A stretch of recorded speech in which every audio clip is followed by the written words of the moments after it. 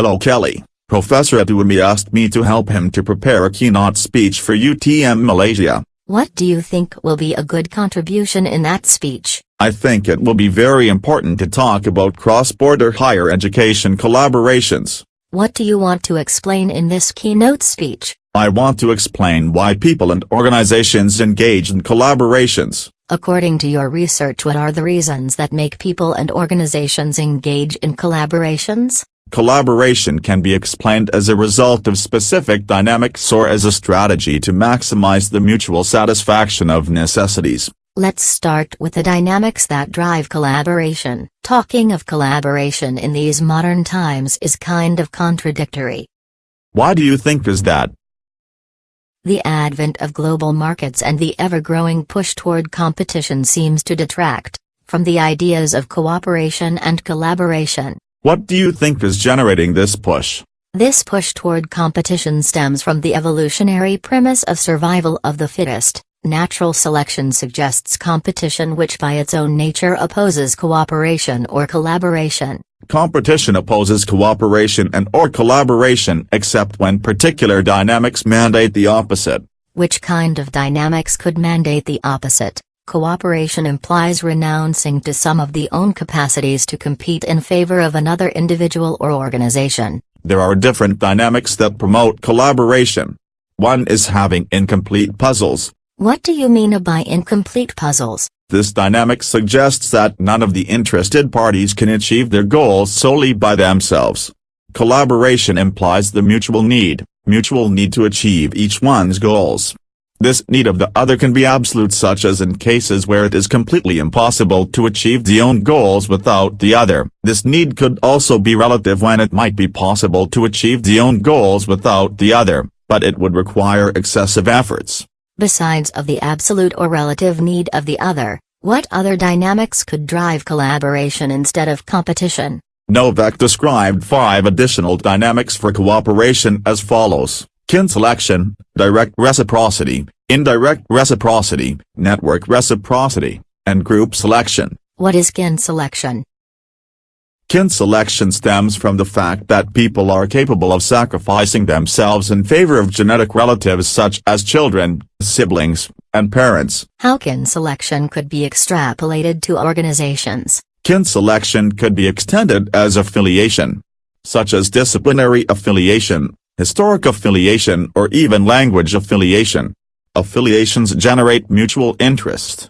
What is the next dynamic? Is it direct reciprocity? What is direct reciprocity?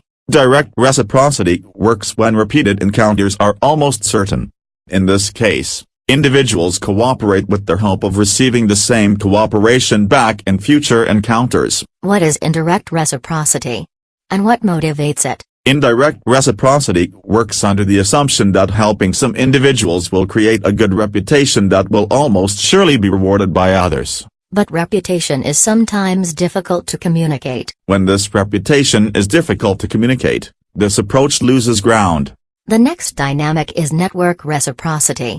What do you have to say about that? Network reciprocity recognizes that people and organizations do not just help anyone.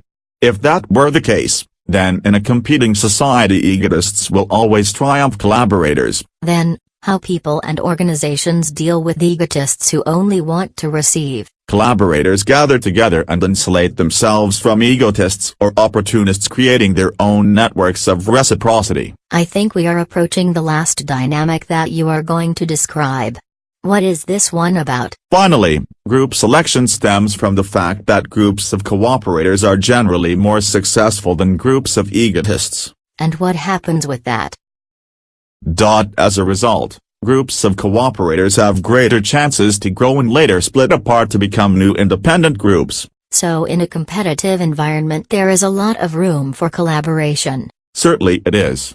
A competitive environment also generates important dynamics of cooperation and collaboration. What do you think is the ultimate goal of interpersonal and interorganizational relationships? The general goal of interpersonal and interorganizational dynamics is to maximize the mutual satisfaction of necessities. And how interorganizational relations maximize that goal? Competition, Coordination and collaboration can contribute to the mutual satisfaction of necessities. What do you mean by all these three terms, competition, coordination and collaboration? I do not see their relation. All of those are approaches to attend people's needs. What makes those approaches different? All of approaches have their own strengths and weaknesses. The decision to adopt one or the other depends on the specific circumstances that maximize the mutual satisfaction of necessities. How do you see that competition can contribute to the mutual satisfaction of necessities? The hidden hand of the market seems to unconsciously coordinate people's efforts toward the mutual satisfaction of necessities. But competition operates in the self-interest, not on the interest for others. You are partly mistaken. People adjust efforts and means of production according to prices in order to improve their own well-being, and in doing so they unconsciously also contribute to improve the well-being of others. So the self-interest also maximizes the common interest. Prices work as a suitable mean to allow the communication and coordination of efforts of buyers and sellers in order to achieve the mutual satisfaction of necessities. But no one can deny that competition in open markets carries problems such as the exploitation of people in disadvantage. Open unruly competition also leads to excessive duplication of investments as people do not rely too much on each other and they need to secure the provision of critical resources. Open unruly competition also leads to increases on transaction costs that do not increase value. It is true, competition in many cases needs to be regulated in order to better achieve the mutual satisfaction of necessities as well as to avoid negative consequences. How could competition be regulated? Coordination can contribute to the mutual satisfaction of necessities.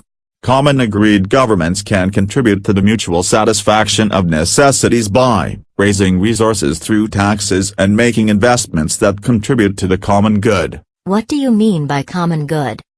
Common services and infrastructures on which everyone depends such as streets, aqueducts, justice, police and protection of disadvantaged populations can be provided through a common agreed government.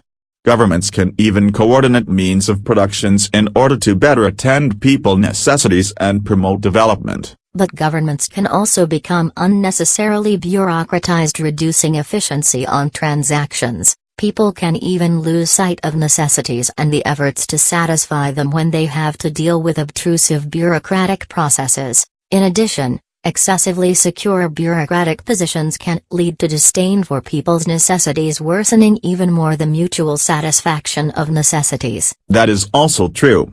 Coordination through centralized governments also create another set of problems. Now please explain me, what do you mean by collaboration? Competition and coordination are not the only means to satisfy each other's necessities. Collaboration can also contribute to satisfy people's necessities. But what do you mean by collaboration?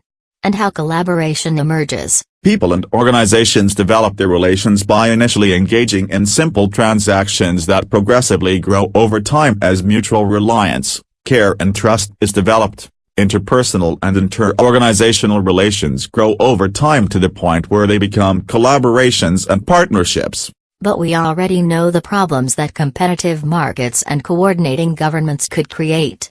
What is the improvement that interorganizational collaborations can create? In this kind of relations, products and services are not only exchanged according to market prices or to mandates from higher authorities or governments. In collaborative relations, products and services are exchanged according to the degree of mutual care and trust derived from mutual interdependencies. Are you implying that markets and authorities are useless? No, all the contrary. It means that according to the specific circumstances, general satisfaction can in some cases be better achieved through competition, in some other cases through coordination and in some specific ones through collaboration. So, when people should look for collaborations instead of markets or mandates from the government. Collaboration seems to work better when it is difficult to put prices on the resources being exchanged. For example, knowledge is in many cases difficult to value as it cannot always be translated into products and services. As knowledge is in many cases difficult to translate it into products and services, it is hard to put a price on it. Even more important than prices, Knowledge can have harmful and dangerous uses demanding even more reliance, care and trust on each other in order to be able to exchange such knowledge. Are you also going to talk about the people who create cross-border collaborations? Yes, such people are frequently referred as agents.